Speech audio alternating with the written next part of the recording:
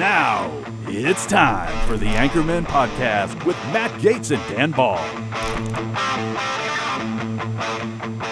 Welcome to the Anchorman Show. I'm Matt Gaetz alongside my good friend Dan Ball. We both host programs here on One America News. You can catch Real America at 8 o'clock Eastern, 5 o'clock Pacific, and the Matt Gaetz Show at 9 o'clock Eastern, 6 Pacific. A nice little chaser to Real America. And this is a program where we just invite the country into our friendship. So how's your week been, Dan? It's been busy. You know that the wife and I bought a new house here in Southern California, so it's been busy working, covering all the amazing things that the Trump administration's doing, then going home, unboxing, unpacking, cleaning things. It's about a 50-year-old, 40-some-year-old house.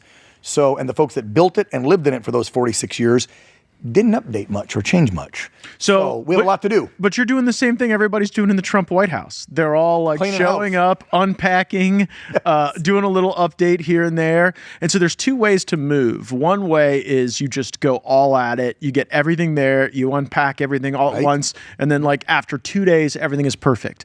I am the other kind of move where you just get everything in the house. And then you know when you unpack stuff? When you need it. Well, I would love to have said that my wife and I could have done that. We're doing a little of both. We tried to move everything within about a 2-day period. That didn't work. For folks that live in an area that has moisture, you heard of those things called termites? Yeah. So we had to wait until it's the state bird in Florida, the termite. I thought it was the mosquito down there. Yeah, they share it. They're horrible. Have you enjoyed no mosquitoes out here in SoCal? It's so when weird. you go back and forth? It's weird, isn't it? Yeah. It's nice not to have bugs and critters. You don't even have snakes here, do you? Oh, yes, we do. Rattlesnakes, Matt, they'll kill you. We know we have every poisonous snake in Florida. It's true. And lizards and crocodiles and alligators and every damn thing. Anyway, so I don't know what we talking So you're about. unpacking your stuff. So we're unpacking the stuff. And we knew ahead of time we had to tent the home. This happened just about the time those Santa Anas whipped up the fires up in L.A. Oh, that's amazing. So what you built was a giant kite. Well, so those winds tore up LA with the fires. A week later, they moved down here to San Diego. The day they put the tent on, it literally 85-mile-an-hour winds ripped it, blew it. It was smacking the house, damaging tile and stuff. And so they're like, we got to wait a week for the winds, then we'll re-tent. So that backed us moving in another week. That was during the inauguration. We were in D.C. We get back, and now here we are trying to find everything. Did you do the big purge that comes with that? Like whenever I've moved, the best part is that purge where you start to see all of your stuff like in a dumpster or on the way out. It's like, how do we live with all that There's crap? a cleansing. How do you live with all your crap? Well, in my We have case, too much crap. In my case, it's mostly my wife throwing out the clothes that she never wants to see me in again. Like somehow I don't have a single pair of cargo shorts that survive a move. There's something hyper non-resilient about that. Bigger point of what you just said was, why do you still have cargo shorts, Matt? Dude, cargo shorts are amazing. You're anti-cargo short? Bro, I haven't had cargo shorts for like 15, 20 years. They are so versatile. But you You can put anything in them. They're not flattering. I don't like cargo shorts. Oh man. I don't do cargo shorts. You are I don't do cargo pants anymore. My wife wears cargo pants because now they're hip and cool, these big baggy ones, and then they tie the waist with a string. My daughter does it too. Have you seen this? They don't use a belt. They get oversized cargo pants and they tie a string around their waist. Is it some sort of You haven't pirate seen this? motif? Okay, producers, find it, get a shot up. They do. I don't know. It's a thing now. That is so The hip weird. kids do it. I'm 50. I don't do hip stuff. But You I've know seen it. because I married a younger woman and I have a 17-year-old at home. Ah, you got it. You got it from every angle. So you're obviously going to be hosting a big Super Bowl party since you've got the new crib, right? You know, why does everybody keep blowing me up for that? Are you looking for a party? I Is get that the problem? invited to very few of them these days, but I will tell you that Is that because you came to work here? I or don't what? know. No, I think that the Super Bowl is like the closest thing we have to a national religion. Actually, everybody kind of stops and has this cultural moment together. So, are you a big like Super Bowl guy? Do you do the like making of the apps and the everybody wears their team uniforms, or do you just kind of let the moment go No, by? I put it up on all the TVs, make a bunch of great food, have a bunch of booze, and then people come in. Some are going to want to watch. Some are going to want to BS. The ladies probably, I'm going to get in trouble for this one, might just want to see the commercials and not even watch the game? No, the year that Adam Levine did the shirtless halftime performance, well, that was for the ladies. That was the NFL looking to expand to their female audience, I'm guessing. Okay. But my wife is all about the appetizer scene. She's got to have just the right casserole dish. She's got to have the bean dip, the nachos. Does she like the smoky little weenies in the sauce? Oh, we're still talking about the Super Bowl? Was that a bad segue? I think Scott Wiener. I think she actually likes the bigger brats. I think that the brats and like the beer cheese is probably the way she goes. And it's not even a metaphor. And I was going to say something my wife likes. We have to keep this at least at a PG-13 level to be able to distribute. Put us down. All right, so you don't know what I'm going to do? I'm going to use the smoker. I saw something on IG the other day. Yeah, I'm going to use the smoker and take the brisket or whatever with the cheese. You mix up the dip ahead of time. Throw it in the Traeger for 2-3 hours. Smoke your queso brisket dip. Why do you want cheese to taste smoky? Taste better? Does? Have you I don't know, man. Smoked cheese? I mean, I've like accidentally maybe dropped like a cigarette ash in the cheese, and that's not so good. So I can't imagine why you would want to actually go smoke. I'm quite animated about this subject. I think smoking cheese is a way to ruin it. I want the rawest cheese you can get. I want the creamy, unpasteurized, the stinky old stuff. Yeah.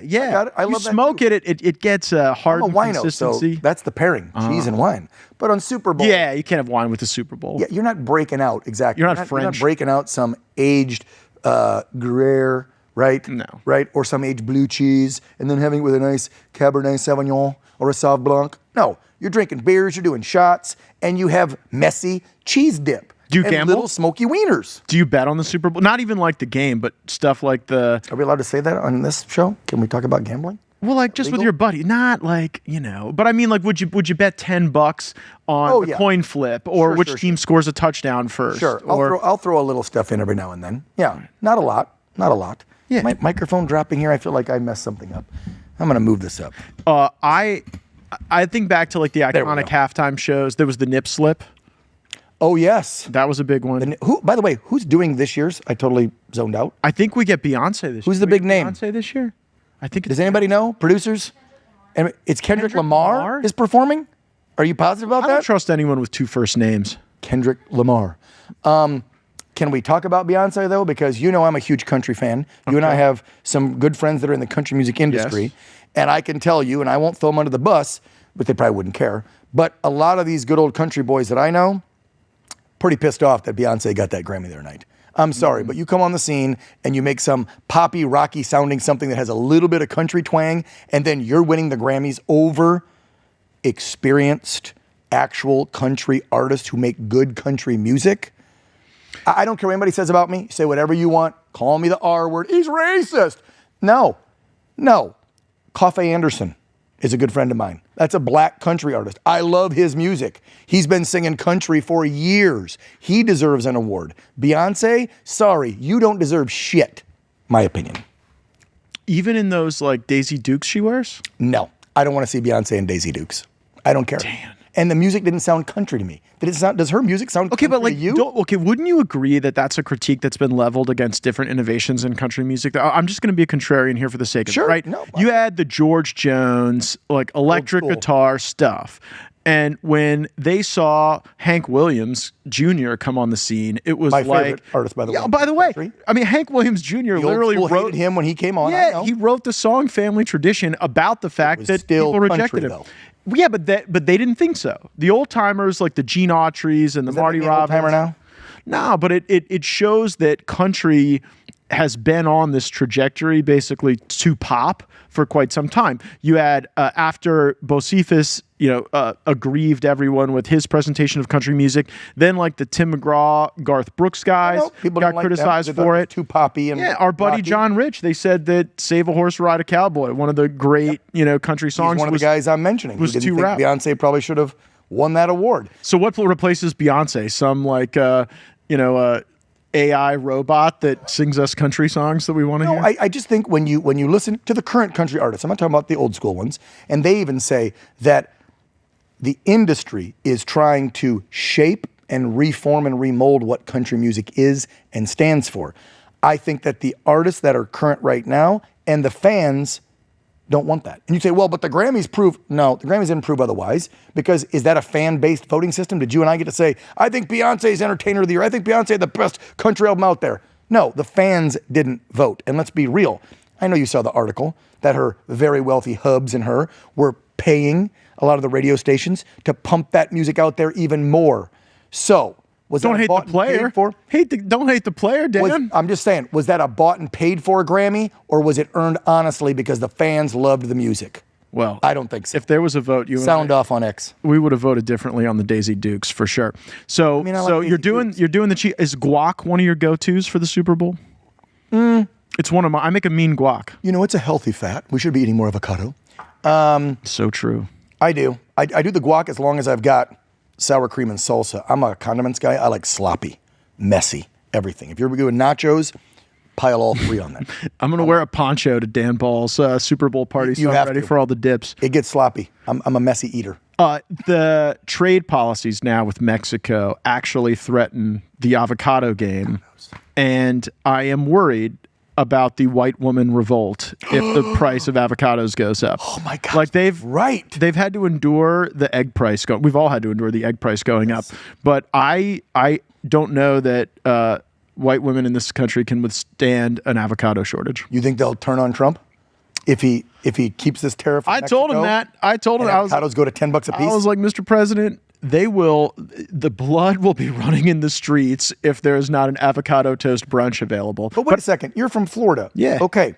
Doesn't Florida, and I know California where I've lived for years, don't we have a large avocado industry? Because just north of San Diego in the Fallbrook, Temecula area, there are dozens and dozens of avocado ranches. Mm-hmm. Why are we buying everything from Mexico anyway? Mexico dumps cheap avocados into U.S. markets, and they have really overtaken American avocados as a consequence of NAFTA. And they get benefited from USMCA on that as well. And you're right. I mean, California probably produces legitimately like the best consumer fresh fruit product. Florida, we've got the larger avocados, and they don't, that's not what retail wants. Retail actually wants you to buy the smaller avocado because then you're getting the bigger seed and less meat. And so you'll buy more of them, and they charge by the weight. And so Smart. I know too much about avocados. My wife used to be in the avocado business. And which is why you think white women will revolt if avocados go up. She's one of them. Your wife's told you. She will be leading the insurrection, the avocado insurrection. Ginger Lucky Gaetz will be at the front of. Okay, so wait a minute. Let's go back to this, because everything in Mexico is controlled by the cartel. Let's be real. I mean, you can't get stuff in and out, and I don't care if they're saying, oh, no, the military's there, police are there, government officials are there. All three of them are either on the take or they're being threatened by the cartel. Like, here's a picture of your family, we'll kill them, so do what we tell you to do.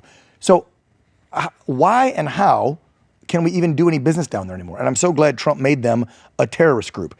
Doesn't that mean we can just go in and take them out? Yeah, but then what happens next in Mexico? I don't know. Maybe they try to actually have a legitimate government that isn't corrupt as hell and help their people? Yeah, I mean, I don't know. Wow, what a novel idea, Mexico. I think the problem with that is the Mexicans, principally.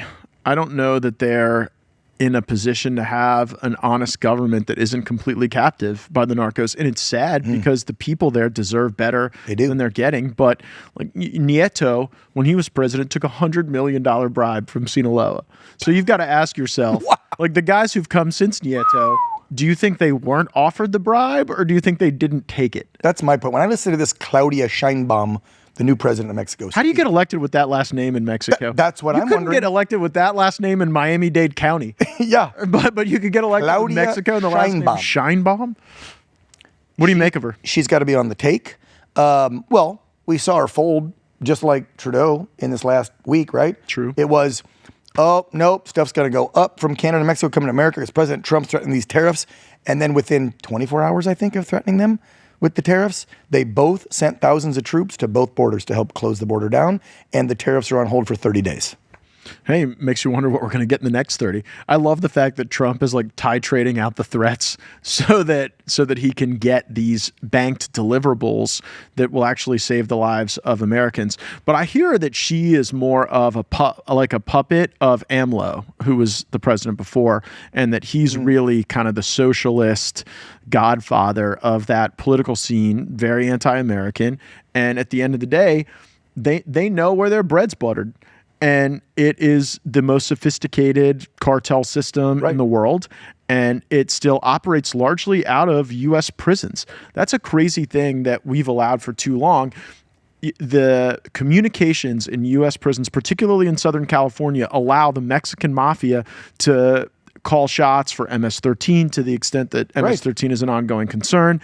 And it's pretty messed up. Like, we could stop all communication out of U.S. prisons, but it means you got to shut down some of the cell service, and there'll be some NIMBYs who'd be mad about it. So do you think that's one of the reasons, now that you're saying this out loud and I'm thinking about this, is this one of the reasons that Trump was smart in saying we're going to expand the capacity at Gitmo, not only for the worst of the 15 million that JoJo let in over the last 4 years, but then we can extricate some of these real bad hombres in our prison system, send them down there where the Marines run it, and we don't need cell service so they can be communicating with their boys on what to do anymore.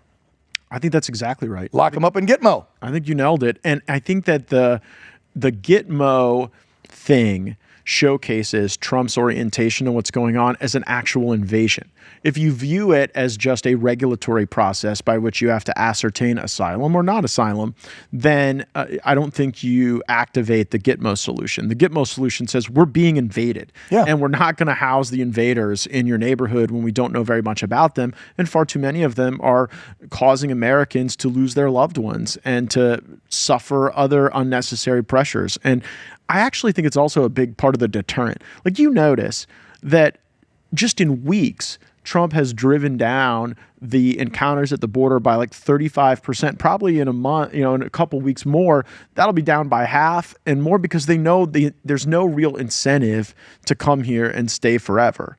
And it used to be the way with catch and release. So if you end catch and release, they get the joke, and they're not going to just keep shuttling buses of people here to turn themselves in and say, let me go, I'm in fear. Yeah. Have you found, going back and forth now between the states, you have to see the massive differences, I'm sure. Yeah. You say, yeah. More than the mosquitoes. Well, yeah. There's other bloodsuckers here in California I'm more worried about. Point. Florida versus California, Matt. Let's have a discussion on the massive differences. Whether it's food, the people, crime, government. I mean, we travel down a lot. My wife and I too. You know that. We've seen you guys down there. And we always comment, one, on the people. My daughter noticed it even. We were down there getting married in October at Mar-a-Lago, and we were there for almost a week leading up to it. And my 17-year-old looks at my wife and I goes, have you noticed the people are a lot nicer when you talk to them? And I'm like, and again, I'm not throwing all Californians on the bus. I've been out here for like 2-3 decades. I love it for some reasons and hate it for others. It's a love-hate relationship. But she's like, they just seem happier. They want to talk to you, even if they're a complete stranger. She's like, Dad, if we're in San Diego or, God forbid, LA, we never go to, or anywhere, it's like people don't want to make eye contact. If you want to ask them a question or talk to them or ask directions, they act put out or they're rude to you. But in Florida, she was like, people are nice. You go into a fast food, you go into a gas station, you go into whatever, and they talk to you. They'll help you. They're kind. And I'm like, well, different people. Freedom does that. What have you noticed? Yeah, I mean, I've lived in Florida my whole life, and there is a certain collegiality to it. And part of that is because most people are from somewhere else. That's a good point. In a lot of ways, Florida has become a reward for people for a life well lived elsewhere. And so if you're a state of refugees, which we really are. That's a good point. Not just refugees from Midwesterners. Yeah. Which my wife and I are. Right. And I still always say Midwesterners are the best. No offense, you Floridians. Midwest are the salt of the earth. We got to deal with all 4 seasons. You got to work your asses off. Sometimes it's very flat and plain, yet I love saying I'm a Buckeye. I'm from Ohio. I never say I'm from California. I'm from Ohio. And you're right, Florida is filled with people who busted their ass somewhere in a harsher state and then moved to retire or for some sunshine And so I didn't think about that. Yeah, we got the climate refugees. We got the tax refugees. We had COVID refugees the last couple of years. COVID refugee. Well, we have we like to say we have political refugees from socialist dictatorships like Cuba and Venezuela and New York and California. Yeah, that's where people are fleeing. But it does cause people to, I guess, forge those friendships a lot quicker and in a meaningful way. But, Florida, we got the better tax policy. Yep. We got the better regulatory policy. We got the better Second Amendment policy. And your governor has better hair. So that's all we got to brag about. Gavin's hair gelled hair. Wow. You just brought up Second Amendment. Don't make me go there, because that's one of my biggest, look, for 32 years, I've done this job, media. Started in the military, grew up on a farm in a small Midwest town. We had guns and we had our free speech, and I watched the local news I thought was telling me the truth. So the top two things those old guys in wigs 250 years ago thought were very important, I hold very dearly. My right for free speech, my right for freedom of the press, what we do, Matt, and my right to carry this damn gun to protect myself, especially now that the previous administration allowed 15 million illegals, of which, what were those numbers again? For a fact, 14,000 murderers, 13,000 rapists or something like that. Yeah. That's just what we know of out of the 15 million. So, and if I'm not in a freedom-loving state like Florida or Texas, where you can constitutional carry or open carry, like in the Lone Star State, I think that deters the bad guys. Here in Cali, they don't even want you. New York, they don't want you carrying. And so you're like a sitting victim for the bad guys. Yeah, then they know it. And they know it. That's the problem. That's why I wish we had open carry in Cali like Texas, because then I'd be like just big, huge, 6-inch barreled 44 Magnum. I'd just carry that sucker right there on the hip every day and be like, okay, try me. Keeps everybody polite. You smash and grabbers, try me. So I want to delve into what is the right gun policy, because there's some different arguments on that. Yep. We used to be a conceal carry with a permit state. And then in Florida, we went to a constitutional carry. Yep. So you don't have to rent your rights from the government. Amen. But we didn't go open carry. And I think the reason the legislature didn't is because there was a lot of opposition from sheriffs and police chiefs who said, well, if you have open carry and we come on to a situation, then we have multiple threats we have to neutralize when people are carrying openly. And then there were other people who said, well, actually, conceal carry is better than open carry, because then you never really know who has a gun. And so you're more likely to, I guess, stay polite or whatever. But I worry about even giving that choice to the government. Like, if I had my way, I would have almost no gun laws, and I would leave that to the individual, because I think that's where the Constitution reposes it. But do you think you're safer if you're wearing that gun openly and everyone can see it, or like the fact that anyone could be concealed creates more of a safety dynamic? Well, here's the deal. Let's go to, are Americans actually following that law? And are there people carrying a concealed weapon without a permit and just breaking their state law because they feel the Constitution is their law? It's the law of the land. I'm not going to say I know people, but obviously I think we all know people who carry without the proper permit because they feel like Constitution says it. How can some governor or legislature in some state like California tell me, and this is how it works here if you ever try to get one here, I know I've had one for years in Cali, you have to jump through hoops. You have like what? For people that are in freedom states, what do you actually have to do to be able to carry here? So in California, every 2 years for your initial one, because now I'm on my third renewal or second renewal. I've carried for like 6 years, something like that. So first time you go in, first of all, it's a few $100. So you have to pay for your right to do it. Seems odd. You used to have to take an 8-hour class. I believe now that just got changed to almost a 16-hour class. I don't think I did 16 hours of class in 4 years of college. Okay.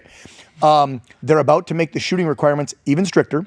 So you will have to go into the range after you set hours in a classroom on a Saturday, Sunday, which most Americans, do you have 8 to 16 hours laying around these days? No, you're working 2 jobs to pay all the damn bills since Joe Biden was in. Anyway, so you spend hours in class, you spend hundreds of dollars, then you have to go to the range and you have to qualify. Well, I was just told when I requalified last year that good old Sacramento and Newsom are changing the requirements to try and weed out more people to legally carry a concealed gun. They're going to make it 25 yards with your pistol, shooting within a certain circumference of the bullseye. And I believe my trainer told me they're going to make you do it with both hands. I'm a dominant lefty. I can't do it with the right hand. Are you kidding me? That's like telling a guy when he's, well, you know where I'm going with that, guys. Anyway, my point is they're going to make it harder for you to shoot and qualify. They already charge you about $300 some bucks because you have to pay that private class, the instructor, their money. That's a private business. Then you pay the state the filing fee. Each county is where you apply with your county sheriff. Now, some county sheriffs, like in Riverside County, my good buddy Chad Bianco, the sheriff there, he got rid of the 3 recommendation letters. But in San Diego County, you have to get recommendation letters for a gun. You only had to get 2 recommendation letters for college. Matt, this is what I'm telling you. Get 3 for a gun? They want recommendation letters. Who do you even get that, those? I would try to make those as hilarious as possible. I would try to, like, do they have to be upstanding member, or could like you go to your felon friends you and can have do it? Well, I don't know if they'd like a felon doing it, but you can ask anybody. It could be a boss, a coworker, or whatever. But yeah, they want those 3 letters recommending. But can they come from anyone? They can. They can. Like, I would get like the Menendez brothers and Puffy as my 3 recommendation letters and submit those. You also have to do in some counties, again, because how they issue in California is every county sheriff approves it. They usually have a committee or board that oversees it with the sheriff, and then they'll sign off. Besides the 3 letters, you have to do usually like an impact statement paragraph. Well, I need it because you have to do I a get personal death threats. This is like college. This is ridiculous what California makes us do, Matt. Not to mention, don't forget, this state is the state that makes you wait 10 days to buy any gun. Not just handguns like New York and other states, right? Where the handguns only are the 10-day waiting or cooling off period. In case somebody pissed you off, the government thinks you might go buy a handgun to shoot them. That's asinine. But forget that. 10 days for any gun, Matt. That means if you want a little .22 rifle to go target practice or plug some squirrels on your property or something, you have to wait 10 days. If I want to transfer a gun to Mr. Matt Gaetz that I've had in my family for 40 years, you and I have to go to a gun store, fill out forms, you have to wait 10 days, and you have to pay, I think, a $62 fee to get the gun I'm giving you, if I just want to give it to you. This is how messed up this state is for our Second Amendment right. So, letters, paragraph, weeks of waiting. Oh, I forgot about that part. Some counties are so backed up, there's people waiting 12 to 18 months to get their CCW. Now, let me explain. You can get asylum faster. What if, God forbid, some domestically abused woman is like, I need a handgun. This psycho's been stalking me. I'm going to get killed. No problem. 10 days to buy that gun. But your county sheriff doesn't approve your CCW. You can't carry it. And in 18 months, she gets killed because she can't exercise her right to carry a gun. Yeah, I guess the whole premise behind waiting periods is you're cooling off if there's someone you're about to kill. Cooling off, and they're background checking you and the gun. Because if it's a used gun, they want to make sure it wasn't used in a crime. That's the only part I get, is they want to clear the gun before you take possession. Because let's say, God forbid, I committed a crime with a gun I'm selling you. They want to know before, then you would have that gun and the serial number is attached to you, and it was committed in a crime 5 years ago. So that's one of the things that they say that's why. But to me, all they're doing is creating a California gun registry. Because why do I have to register every single gun? My dad gives me a gun. I got to go register that and tell you I have that gun that was in my family for 50 years? That's I mean, it is ridiculous. I totally understand why the state allowed itself to be forcibly masked and locked down. You see why? You were completely captured. So let's talk about a topic that's been at the center of political debate. Ivermectin and hydroxychloroquine, 2 treatments that became a hot topic during the COVID-19 pandemic. Remember when President Trump advocated for these treatments, stressing the importance of having multiple options in your medical arsenal? Well, here we are, 2025, and getting access to these meds is still a battle. Many doctors are hesitant to prescribe them, and most pharmacies won't even carry them. That's why I'm telling you about All Family Pharmacy. This is a pharmacy in Florida, the place of freedom, and it's working with doctors who will make sure you get it. They prescribe ivermectin, hydroxychloroquine, mebendazole, antibiotics, and more. So there's no need to waste your time searching for a doctor or waiting in long lines. If you want to be ready for anything, All Family Pharmacy has you covered. Ordered in bulk and have it shipped right to your door. Stock up now, protect your family, and visit the new website, allfamilypharmacy.com/Matt. Use code MATT10 for 10% off. Get your order and make sure that you are prepared with all the medications you need. Yeah, big thanks to All Family for helping us keep the lights on the Anchormen podcast. Dang right. And by the way, that's awesome because you and I said this on last week's episode. I took all those things when I got COVID 2-3 times over the last 4 or 5 years, and it worked every time. Never took the jab. Don't want that mRNA in me. that stuff works. I had a hard time getting hydroxychloroquine. I wanted it. I had a doctor willing to prescribe it, but just getting it was crazy. And it shows us like the need to be personally resilient, politically resilient. I mean, we saw our boy RFK Jr. get through that Senate committee, and that was a big story of the week. I think that they hit him harder than anybody so far. Cash, Tulsi, maybe all not of them. anybody. They hate. Well, whoops! I forgot I was sitting next to Matt Gaetz. Present company excluded. But I would the say guy that didn't get confirmed that should have. But we love Pam too. We do. It's going to be a She's great terrific. AG. But you're right. Okay, you aside, Matt. The ones that are still in the hot seat. I think RFK took the biggest hit because there's senators and House members on both sides of the aisle that love taking that big pharma money, and that's why they don't want RFK in there. Because come on, he's going to clean some stuff up, and it's not going to be good for big pharma. And we know, and you know, that's one of the biggest contributors to political campaigns. Forget the old days when I was a kid and they'd say, oh, the big three in Detroit are the powerhouse. They drive everything in the country. No. It ain't the car manufacturing industry anymore. It's big pharma and medical. Yeah. Why would they hit him so hard? They don't want him in. He's going to clean up the vaccines. He wants to clean up our food, clean up our water. A lot of people make billions of dollars on that crap. Big tech is the other one. You know, Right up that's there. who really didn't want That's me true. in there. They had descended their lobbyists on senators to get them to oppose me because I think these technology platforms are making their terms of service more important to the values that undergird free speech than even the Constitution itself. Great point. And that is not the society we want to live in. And they have a tremendous amount of power. And you see these tech bros now cozying up to Trump. Yeah, look at Zuckerberg, as I call him. So you're not buying the Zuck transition. You're not buying the new curly hair, the Gen Z clothing. I saw that. I was making fun of it the other day. You're not in on it. Well, No. Are you buying it? I buy it as a rental.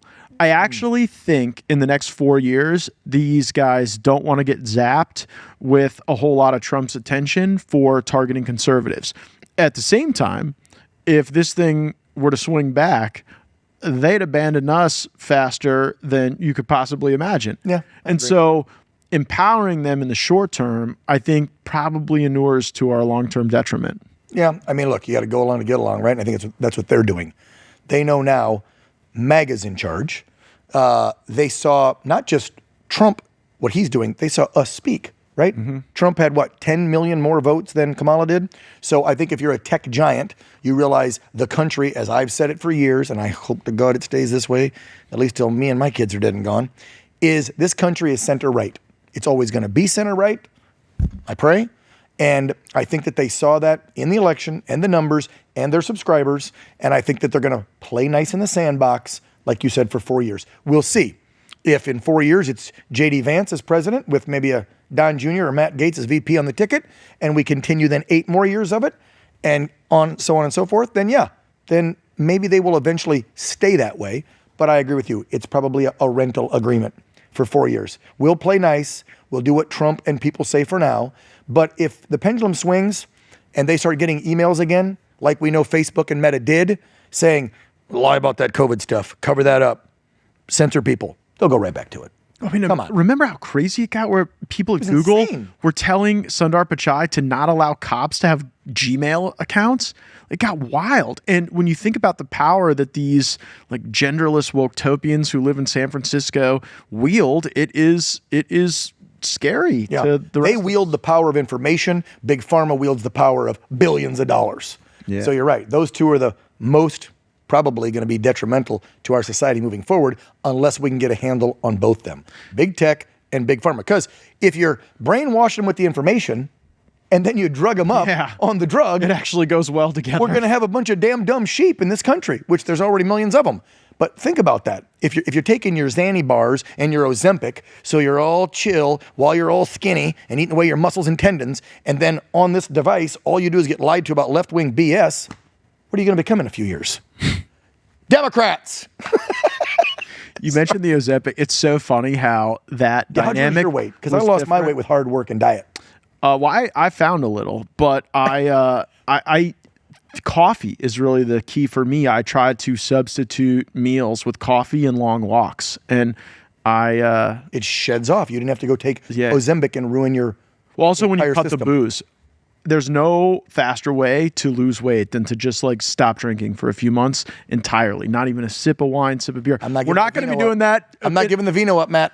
Dan's not giving it up, especially before the Super Bowl. What a terrible thing for me to say to our audience before the Super Bowl. Yeah, come on. This making must be everybody a bro feel guilty. show. Drink all you want on Super Bowl Sunday. But don't shoot up the Ozempic, man. Everyone who does that looks like they have Ozempic face. They do. Okay, right? you know where I Like first Mike noticed Pompeo definitely took Ozempic. You think? Oh yeah. There's no way. The guy looks like a beach ball that was deflated. I noticed it first. Peyton, my wife, and I were watching, speaking of football, we're watching the roast, right? We're watching the roast of Brady, Tom Brady, on Netflix. And when Ben Affleck walked out at the end of the roast, I didn't recognize him. And I'm like, that boy's on Ozempic. Because you saw the recent study, a week or two ago? Not only does it eat the fat, it eats your tendons and muscle tissue. And then some woman just came out, some social media influencer gal who's young said she took it. She now has osteoporosis and some bone disease. She took it 13 months, 1 year. Why the hell would you take this? We had a family member who took the generic version of it, and she lost her, gallbladder or something she had taken out? Her gallbladder had to be removed because of a generic Ozempic, and she only took it for 5 months. Generic Ozempic. Stop taking this. Work out. Go to the gym. Eat right. What's the workout routine for Dan Ball? Lately, because of the house, none. And the wedding and the election and the holidays. Chasing your termite tent around? Yes. Prior to 3 months ago, it was 4 days a week, at least, at the gym. Lifting weights, minimal cardio, because I'm a little guy already, but just lifting weights and eating right. What Ginger always tells me is cardio is so overrated. It is. I've always felt that way, but for different reasons.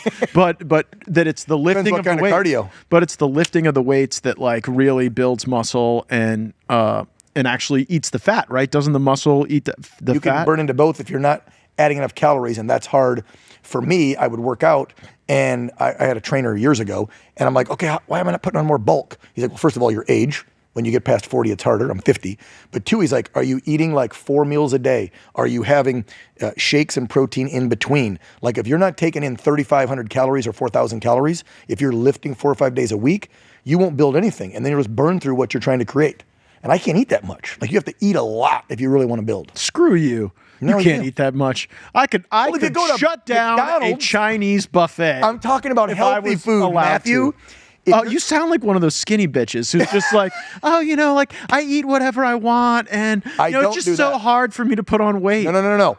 Anybody that knows that's watched this talk show the last 4 or 5 years that I hosted on OAN knows I was a little pudgier. Even the bosses here at the network, they're like, you're good on TV. You lost some weight. Good on you. And I'm like, yeah, thanks. Being on TV keeps you a little focused on it. Yeah, let's see. Let's talk to Matt. You've been on TV now for a month solid. You have to look at yourself every day for an hour. Don't think you're not going to become your own. You look at yourself when you're on TV? Well, it's right in front of you. How do you not? Look at these monitors. I look at the guests. I'm always like... if I looked at myself, I'd be too distracted. Well, I'm not saying I look at myself to go, hey, look at that guy. No, but you do a lot of things. I look and I go, shit, that hair's out of place. Oh, the makeup sucked today. Yeah, this tie doesn't match that. Because I'm trying not to distract the viewer. This is something I got taught years ago in DINFOS, the Defense Information School of Journalism in the military. And our broadcast journalist professors, unlike woke colleges, said, look, your on-air presentation, and again, podcasts are different, you should look, and this isn't having an ego or anything, you should look flawless, and you shouldn't have distracting things on your body, which is why they tell female news anchors, don't wear big dangly earrings. Guys, don't wear loud, crazy-ass ties. Don't have your hair all out of whack. If the viewer is paying more attention to something you have on your person or how you look, they're not listening to you, Matt. Do you think the same is true, like just in a job interview or an interpersonal interaction, that the more you can kind of be understated on that? Because the opposite of that is the peacocking, right? That the way you get noticed in a crowd is the big flamboyant tie or the hair that's going crazy. What are you applying for? You applying for a Hollywood role in some new movie and you're going to audition, so you want to be out there? Or are you applying for a desk job at the IRS? Like if you go in and you've got stuff... Yeah, most people just want to make a positive impression. Exactly. Whether it's a first date or whether it's a job. This is something I got told 32 years ago. Do not distract. That was the word they used. Don't distract from the information you're trying to provide. So if you notice, I try to look pretty well groomed every day. I get the hair cut every 3 weeks so it stays in check. And I try to wear pretty simple. A lot of red, white, and blue are my jackets and ties and shirts. And I don't wear any outlandish jewelry or do something crazy with my appearance because I want them to listen to what the heck we're telling them. Now, this podcast is different, but on our political talk shows, we're giving them and we're spitting a lot of truth to power, and they need to hear it because they don't hear it on CNN or MSNBC or the big old three. So, yeah, don't come in and have a mohawk shaved next week and an orange suit because nobody's going to talk about what Matt told them about how corrupt Congress is. They're going to go, what the hell was Matt Gaetz wearing? I could never have a mohawk or a shaved head because I have a hideous actual head. It's like if you felt my head, it would be like Braille up there. I'll take your word for it. Yeah, I'll but God gave me terrific hair for this purpose. Like some people, God gave a beautiful dome piece, but no hair. I got the hair, but it's rough. There's another. So you're saying Gavin has a weird head then? Because he's got some good hair. He might. So underneath that, he's got a uneven, bumpy dome is what you're saying. Possibly. I'm not going to check. He might. We could ask one of his many mistresses. They might know. But anyway. All right. We'll have to cut that out. We're not cutting on Gavin Newsom. I get to trash talk him all the time. Are you kidding me? I've had to suffer under his rule in this not so golden state. The mistresses thing isn't even... it's out there, bro. Yeah, he admitted to it. When he ran several years ago, was it for Gov or San Francisco mayor or whatever it was, him and his best friend's wife, who his best friend was running his campaign, were doing the hibbity-dibbity. So yeah, I can say it all I want. It's real journalists actually covered it years ago. Now, of course, they cover for him. Speaking of saying what you want, so I want to talk about profanity without using any, Man, and here's why, because it's really interesting to me that in this job we have, we do an hour every night each, 2 hours between the two of us, and we have to be so precise on that. But the way real people talk is actually a lot different, right? And I wonder about this because when I was doing sports as like a kid, like the coach that screams the F-bomb at you every minute, win. Well, I don't know if that cuts through as much as like the one what I would ascribe to more is like that one well-placed F-bomb or that one well-placed GD or that one, I think that when it's used like to salt the meal of oratory, it can be quite effective, but if it's overused, it shows a certain lack of creativity. So like what is a right amount of profanity, not for this job, but just for life? Yeah, I think it depends on the situation. I think, and to your point, you think about Trump's speeches. He'll talk for 90 minutes on the stump when he was campaigning, and then in the middle or at the end, he'll throw out everything woke turns to but the whole speech he didn't curse. That's what you're talking about, that perfect placement. Oh, he'll put the F-bomb in. Oh, he will. He was like, the climate change, they're gonna melt the ice caps and the ocean will go up 1 effing inch. And I was just like, sir, this is Turning Point. There's students here. He doesn't care. No. And we've had private conversations with him, he throws in some F-bombs. Oh, well, Trump, to be clear. He's a New Yorker. Yeah. Come on. Trump speaks like a Queens construction worker. And there's nothing wrong with that. Here's my whole thing. I've been in 2 businesses, if you will, in my whole life, the military and journalism. Do you know what people sound like in the military? Do you think we sit around not cursing? And then you've been in a newsroom for a month. Do you think news people don't sit around when the mics aren't on, cursing like drunken sailors? Hell yes, we do. They just act all prim and proper when they give you the news. It's a lie, it's a facade. So is there a proper amount of profanity? No, I don't think so. I think it's a situation, it's the person, it's your surrounding, read the room. But also, I just don't anymore. And so, yeah, I like to throw them in now and then because I want to show people that I'm real. I speak this way if I'm at home. I mean, if I'm pissed off about something, yeah, I throw in a bunch of colorful metaphors. And I could say it that way, or I could just say I throw in a bunch of F-bombs. Because that's how upset I am about the way my country's being ran the last 4 years. And so, yeah, I stepped up my profanity a bit because I'm upset about it. And I think the majority of Americans are too. And I get, as Christians, we're not supposed to. So give me my vice. My vice is I like a few 4-letter words, Matt. And vino. And vino. Okay. Are you a red guy or a white guy? 2 vices. Depends the situation. Really? If it's 100 degrees out here in SoCal, you think I'm going to be drinking a big, heavy cab? No. So you go... I'm going to bust out a white. So for me, it's the Sauvignon Blanc. I like the citrus, like during the day. Gin I like Shards better. Oh, okay. Do you go buttery Shard or like the sharp... Depends what I'm eating. Depends. I told you, complex puzzle. I'm a wino. Listen, and I don't mean that like I drink a lot of wine. I've gotten into it. I've traveled to different wine regions. I've had buddies that are sommeliers, and I really studied wine. Like, I love it a lot. Like, there was a point several years ago before I got busy with this job that, and my wife can tell you, I would sit there, don't show me what it is, let me taste it. And if it was California anyway, because Europeans are tough and different, I could tell you the varietal, and I might even get the region. I could be like, that's a Merlot. That's a hell of a That's party a Pinot trick. Noir. That's a Cabernet Sauvignon. And then I could tell, this is when I was going to Napa a lot, I could be like, that's Central Valley. That's Monterey area. That's not Napa. That's a Napa Red. I was getting pretty good for a while. I like wine. It's good. Come on. Jesus turned the water to wine, Matt.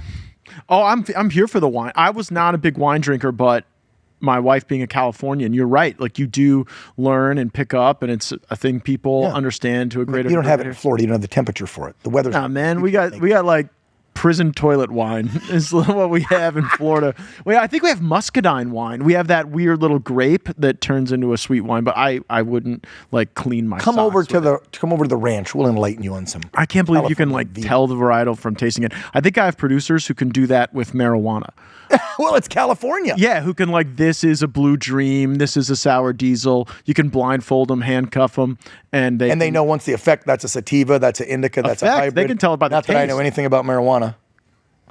Anyway.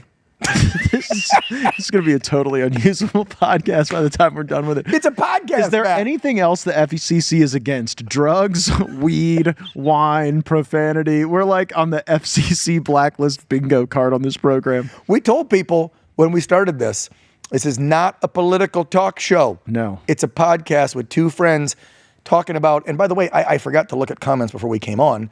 Did you see any comments of things we were supposed to address? So I saw so many viewers? people loved it on my platforms. Like, as of the time of filming this, we had over 130,000 views, which is incredible. Thank you. Share, view, make sure everybody like 500,000 impressions in like a day. Yeah, it was awesome. It jumped. And thank you, people. People loved the set, so big props to the crew. Everybody thought this was thank you to the Herring family for a dope setup. Buying us some stuff. And I have noticed that there is a tchotchke arms race underway that I'm losing. that if you look behind Dan, you've got the challenge coins, you've got the hats. What are those awards? Oh, my bookends up there? Yeah. Okay, so take the wide shot. Who's in the back today? I don't want to say the wrong director's name. Those little tchotchkes up top. Grab one. You can get one. We can't see it. It's too wide. By the way, did you see the pillow that my friend sent me? I'm kind of a big deal. I mean, what's the name of our show? Nice. Does this not fit in? Very legendary.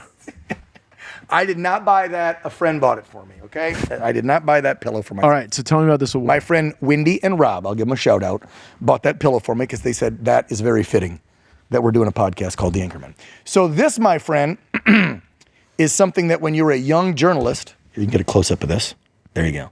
When you're a young journalist, you hear about the Emmy Award. This is an Emmy. Oh my God, I got an Emmy. Yeah, I don't care anymore. They're bookends now. I thought they looked pretty good. What'd you win an Emmy for? Oh, I don't know. You don't remember the piece you won an Emmy? This one was for Best Morning Newscast and Show Coverage of President Ford Funeral, 2006. I've been in this a long time. The other one I think is for Best... Hold on. Best Anchor. What was it about your coverage of the death of former President Gerald Ford that was award-winning? Well, if you can't tell, I've got a pretty good gift of gab. You turn me on like the Energizer Bunny, and I go. So it's just everybody else had shitty coverage of Ford's funeral? Yeah, and I kicked their ass. No. Look, small market Palm Springs is where he lived in Rancho Mirage, Southern California, and then he was buried close by. Had a funeral at a beautiful big church, and I was a morning show anchor. They pulled me from the set, sent me out to the church that morning, and they had set up flatbed semi trucks for all the press. Because obviously, anytime there's a presidential funeral, it's a big deal in this country. Yeah. And so they were lined. It was a sea of journalists standing on semi trucks. All hoping to win that Emmy. No. I'm sure. My station thought it'd be smart to put me out there like 4:35 in the morning and didn't start till noon. And so by the time that sounds like a microaggression. Done. By the time we got done and the motorcade was leaving with the president's body and we were signing off, I think I'd gone live for somewhere between 7.5, 8.5 hours. Nonstop. And so, I mean, I won one. Woohoo! That's amazing. Yeah, whatever. Point is, they used to mean something to me where I thought it was a big deal until I found out how corrupt journalism is these days. And that happened several years ago when I ran for Congress, as I told you in the last episode, and now working at OAN, meeting people like you and finding out how corrupt the industry that I loved for 3 decades really is. And now I sit and I look at them and I go, man, I used to think it was a big deal to win an Emmy. Like my peers think I'm a really good journalist. But then I see 99% of them, whether they're local media or national, are lying to the American people. And so now I joke about these and go, yeah, I won some Emmys, but do I really care anymore? No. I would rather win the approval of our viewers, Matt, that say, You've won more than one Emmy. I got 5 nominations, 2 wins. Over 32 years. That's not a lot. Oh, by the way, I won an Emmy. It's a rigged system, I would Matt. wear that thing around my neck like a medallion. I would get the other one mounted to the hood of my car if I could. No, seriously. They're not that big a deal to me anymore because, one, you have to apply to win one. So you have to submit. So you take your material every year as a reporter in the industry. You can do it as a talk show host now. And you submit to, what is it called? Natus? Natus. I'm going to submit, but for all the weird categories, like best coverage of like a revolt by indigenous people. Like I'm gonna go for weird all categories. the DEI categories. There are weird categories. So you can apply for best talk show, best newscast, best anchor, best special report, best live report, best one-time program. So if you and I did a one-time special, whatever, let's say you and I would have done Inauguration Day. We could turn in Inauguration Day coverage and say that's a one-time event, right? Every 4 years, but a one-time event. So there's all I need is my Gerald Ford. I need like Bill Clinton to kick the bucket. You want to put one over or on some yours? former president where I can be out there. I can give you one for your bookshelf, and then we'll get mine over there. Well, it doesn't count if I didn't earn it. But you have to apply. Then and you have to pay. See, here's the key, another key. I didn't think of when I was a young journalist. You have to apply. You have to pay a fee. Then you wait for the board of your peers to vote. It's all anonymous, allegedly. And then whoever gets the most votes, you win an Emmy. You win an Emmy. So it's like a campaign. Well, that's a great point. Somebody told me that because if you know your local board of governors who's voting for you because the country's broken up into sections, right? Depending on where you broadcast from. If you know the board of governors and you suck up enough and they like you, you might get a little, if they hate you, you'll probably never, like since I started here, I've never submitted. I actually haven't submitted anything for an Emmy since 2000, I left Vegas, 2013. I haven't submitted for an Emmy in 12 years. Hence my 5 nominations were at the beginning and middle of my career when I was submitting. As my eyes got brighter to the fact that journalists lie to the American people and that this thing is kind of a paid for trophy, I went, I'm not going to apply for those. Yeah, you've really crushed my hopes. The last time I had colleagues vote with me on anything, I removed the Speaker of the House. See, now you. But thank you all so much for joining us for this second episode. Why do you need a freaking award? You got rid of McCarthy. That's in itself, that's better than an Emmy. It's actually his scalp that I have instead of that. But appreciate you being here with us. Our second episode, we will be publishing every Friday. And make sure you're subscribed with notifications turned on however you get this podcast. Leave us a 5-star rating, a review. Let us know how we did and anything you'd like to have us talk about. Thanks for joining me, my friend. Awesome. We'll see you next week. Thank you, Matt. Want to see more great videos like this? Click on the link below to subscribe to OAN Live and watch Dan Ball's Real America and The Matt Gaetz Show on Dish Channel 212. Tune in, subscribe, and watch today.